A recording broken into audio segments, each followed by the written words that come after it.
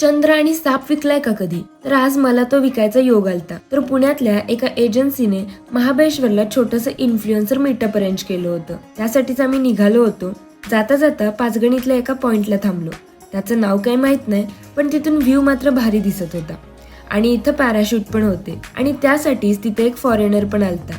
Foreigner दिसले की प्रत्येक जण आपलं मोडकं तोडकं इंग्लिशचे स्किल्स दाखवतातच. आमचं पण तेच चाललेलं. थोड्याच वेळात आम्ही लोकेशनला पोहोचलो आणि जो व्हिला आमच्यासाठी बुक केला होता त्याचा व्ह्यू तर इतका भारी होता ना, आम्ही लगेचच गेल्या गेल्या तयार होऊन फोटो व्हिडिओ काढण्यात गुंग झालो.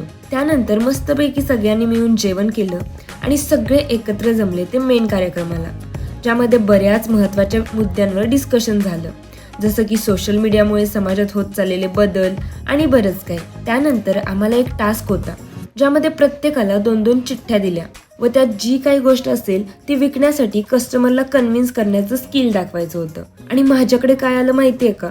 चंद्र आणि साप.